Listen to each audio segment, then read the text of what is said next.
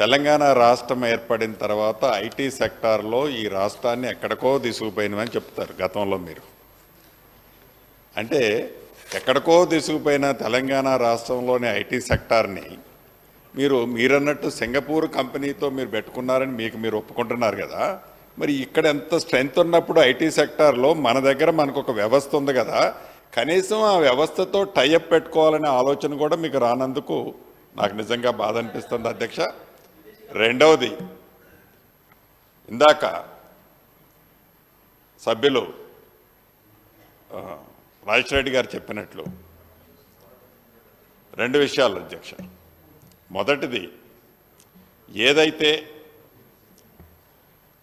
సుమారు 23,500 మంది VRO VRA వ్యవస్థ ఉంది అధ్యక్ష ఈ రాష్ట్ర విభజనకి అవటానికి ముందు.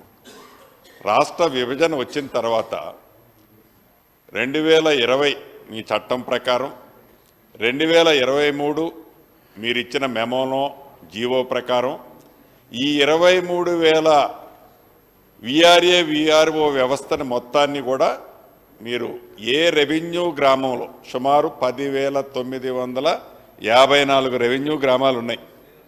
ఈ 10,954 రెవెన్యూ గ్రామాల్లో రెవెన్యూ వ్యవస్థకు సంబంధించిన ఒక్క వ్యక్తిని మీరు చూపించండి ఆ గ్రామానికి స్పెసిఫిక్గా.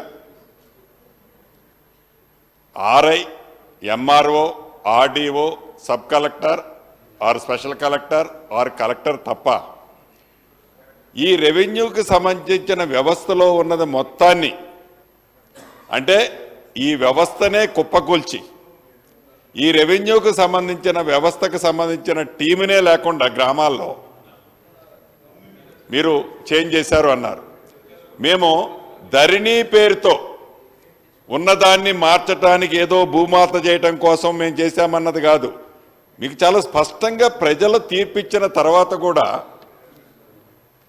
మొన్న అసెంబ్లీ ఎన్నికల్లో ప్రజలు తీర్పిచ్చిన తర్వాత మీకు ప్రధానమైంది ఈ ధరణి పోర్టల్తో మీకు వచ్చిన ప్రమాదం అని ఇప్పటికీ కూడా మీరు గ్రహించకపోవడం చాలా బాధాకరం అధ్యక్ష.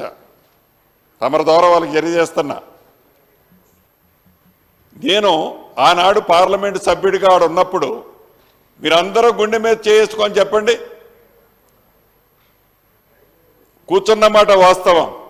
ఒక 6 గంటలు 10 గంటలు 12 గంటలు మనం ఒక మీటింగ్లో ఆనాటి ఆ ముఖ్యమంత్రి గారు, మాజీ ముఖ్యమంత్రి గారి దగ్గర కూర్చుంటే 12 గంటలు కూర్చుంటే 11 గంటల 30 నిమిషాలు వారు మాట్లాడతారా మనం మాట్లాడేవాళ్ళమా చెప్పండి మీరు.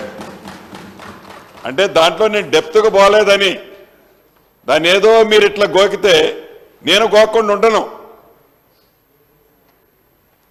ఏమి మాట్లాడినమో, ఏం చేసినమో, ఏం చేయలేదో మన అంతరాత్మకి అక్కడ ఉన్నాం మీకు తెలుసు, నాకు తెలుసు.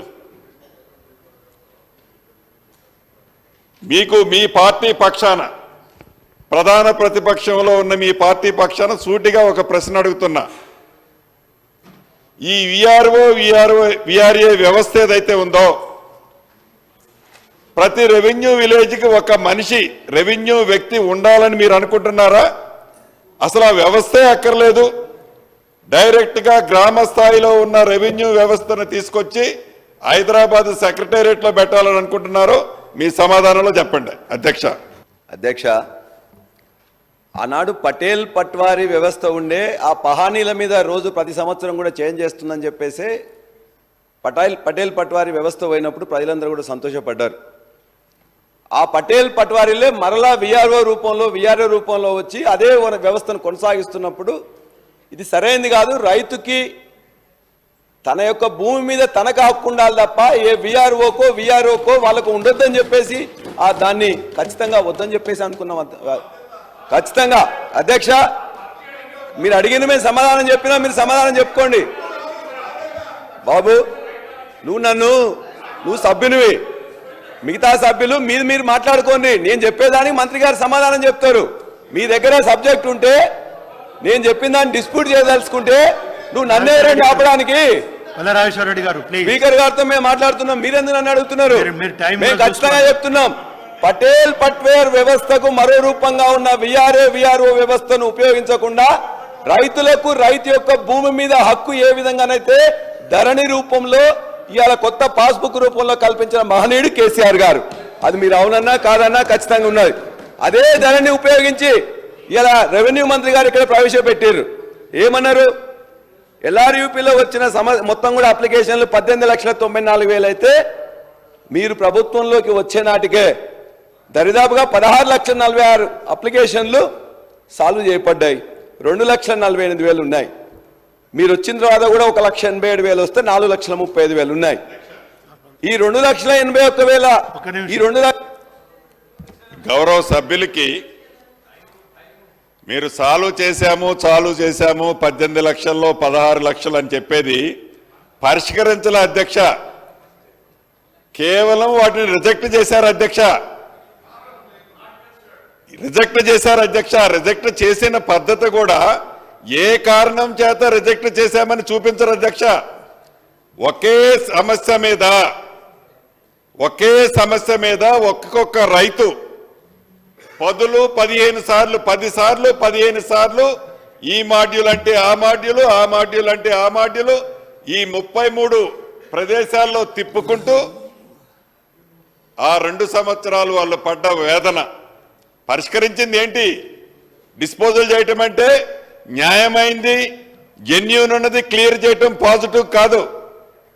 అప్లికేషన్ వచ్చింది, నా టేబుల్ మీద నుంచి పక్కోడికి రిజెక్ట్ చేశానని చేశారే తప్ప ఆనాటి సమస్యలు ఈనాడు 2,45,000 అప్లికేషన్లు ధరణిలో పెండింగ్ ఉంటే మళ్ళీ 1,10,000 18,000 వచ్చిన తర్వాత ఇంకా ఇప్పటికి 1,40,000 పెండింగ్ ఉన్నాయి అధ్యక్ష.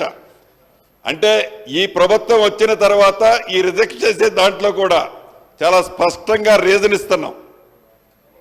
ఇది కాదు ఇదని చెప్తున్నాం అధ్యక్ష. డిస్పోజల్ చేయటం అంటే ఉన్న మన దగ్గరకు వచ్చిన పేపర్ని పక్కకు పంపించడం కాదు, రిజెక్ట్ చేయడం కాదు, జెన్యూన్ ఉన్నట్టు వాటిని కూడా మీరు క్లియర్ చేయలేని పరిస్థితి ఆనాడుంది అధ్యక్ష. నేను మొదలు పెట్టక ముందే వారే మొత్తం కూడా ఇప్పుడే క్లారిఫికేషన్ చేయడం కాదు అధ్యక్ష. దయచేసి మంత్రి గారికి విజ్ఞప్తి, నేను పూర్తిగా అయిపోయిన తర్వాత మీరు దయచేసి ఇస్తే, ఎందుకంటే మేము మొదటి కొత్త సభ్యులం అధ్యక్ష. మీరు ఇట్లా పదే అడ్డుకోవడం వల్ల మాకు ఇబ్బంది అవుతుంది. అధ్యక్ష, సభని తప్పుదోవ పట్టిస్తున్నారు కాబట్టి ఉన్నదాన్ని ఇప్పటికైనా ఒప్పుకొని ఉంటే, అంటే వ్యక్తిగతంగా మీరు చేశారనటంలా ఉన్నదాన్ని ఒప్పుకోక ఆ చేసిన దాన్ని ఏదో కప్పిపుచ్చుకోవాలని మళ్ళీ ఎదట వాళ్ళు మేము ఏదో చేయలేదని ప్రతి సబ్జెక్టులో అంటున్నారు అధ్యక్ష. ఈ ప్రభుత్వం వచ్చి అన్నాలైంది 7 నెలలు పూర్తయింది. ఈ 7 నెలలు పూర్తయిన దాంట్లో ఎన్నికల కోడే 100 రోజుల పైచీలకు ఉంది. ప్రతి దాంట్లో మీ ప్రభుత్వం మీకు ఓపికే లేకపోతే ఎట్లా? 1 సంవత్సరమో 2 సంవత్సరాలు గడిచిన తర్వాత మొన్న బడ్జెట్ ప్రవేశపెడితే దాని మీద కూడా రచ్చ. అంటే ఏంటి? ఏ బడ్జెట్ ప్రవేశపెట్టినో, ఏ బడ్జెట్లో ఏం చేయలేకపోయినో అప్పుడే మీ విమర్శలేంటి? అంత ఆతృత ఎందుకు మీకు? ఇప్పుడు ఈ ధరణిలో కూడా చేసిందంతా మీ పుణ్యం. ఆత్మహత్యలని నిన్న మొన్న చెప్తుంటే సైలెంట్గా కూర్చొని నవ్వుతున్నా. ఆత్మహత్యలు ఎవరి కారణంగా జరిగినాయి? ఇప్పుడు మేము చేసిన ఈ 6 నెలల కార్యక్రమం కాదది. అప్పుడు మొత్తం ఆ పాపమంతా ఇలా సామాన్యులు చనిపోతున్నారు. ఆత్మహత్యల కారణాలు ఏంటి?